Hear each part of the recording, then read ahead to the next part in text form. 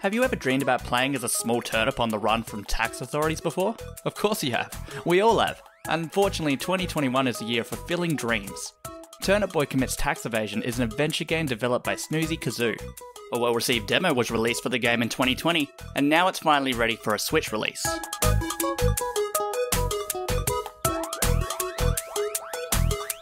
The Switch, of course, is a tailor-made console for indie games due to its scope and functionality. I'm pleased to report that Turnip Boy Commits Tax Evasion fits the Switch aesthetic perfectly. Colourful, funny, and accessible. It plays out like a 2D action RPG, but in the most basic sense of the term. There's an abundance of item collecting / trading, and small dungeon type areas to explore as you scurry around the game world in a top-down perspective. There's also combat involved, although the combat merely feels like a side quest that gets in the way of the relentless collecting and trading. Turnip Boy Tax Evasion unfolds like a trading side quest in the Legend of Zelda games, but as if that were a standalone game in itself. Personally, I like collecting and trading items, and it's rewarding to work out what to give to whom based on the dialogue clues that you get from the various vegetable NPCs. But if you find all that business quite tiresome, then it's probably best to avoid Turnip Boy Commits Tax Evasion altogether.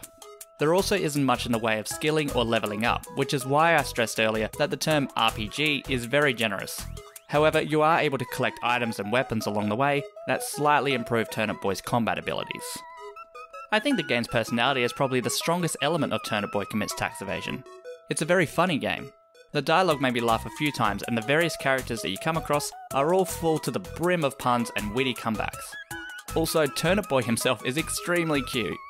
One enjoyable little side quest is finding various hats that you can collect for him to wear, and each one will make you say, "Aw," more than the last.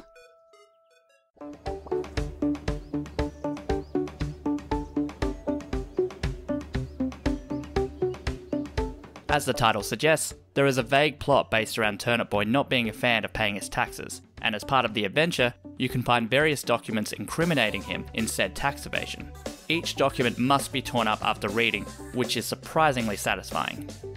The setups for the trading do feel quite contrived at times, but then again, how else are you meant to set up exposition in a game that involves a turnip trading items with other vegetables?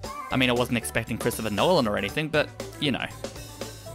Turnip Boy's aforementioned tax debt is owed to the local mayor, Mayor Onion, who sets you off on your various tasks into different directions from the central hub town.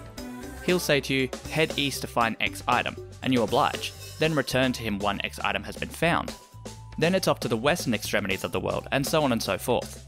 I have to say, there wasn't much graphical variation in the various world areas. You know how there's always a forest, a desert, and an ice world in any self-respecting adventure game? Well, in Turnip Boy Commits Tax Evasion, they're all a bit foresty. The dungeons themselves are basically the inside of a house or a barn, with some pretty primitive block pushing or button pushing puzzles along the way. All in all, don't expect an expansive game world experience in Turnip Boy Commits Tax Evasion. It gets the job done, but I would have liked to see a lot more imagination when it comes to background variation and environmental hazards. Turnip Boy Commits Tax Evasion looks and sounds like an SNES game, which is fine if that's what you're into.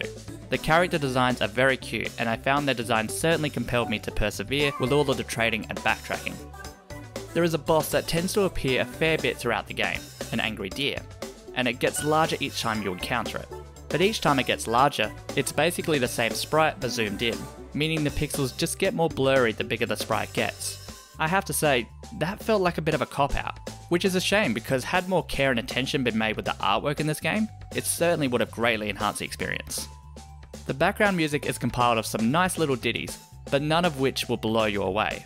I often measure the quality of an indie game's soundtrack based on how catchy the tunes are, and I have to say after playing this game for about 3 to 4 hours, I can't hum any of them off the top of my head.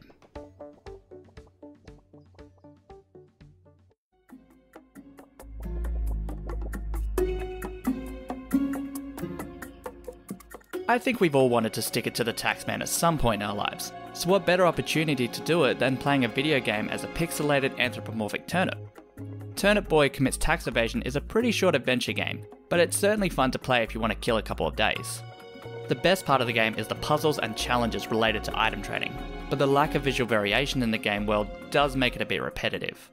I also found the directional controls to be a little spongy. However, Turnip Boy Commits Tax Evasion is funny, cute, and charming, and is a pleasant experience for as long as it lasts.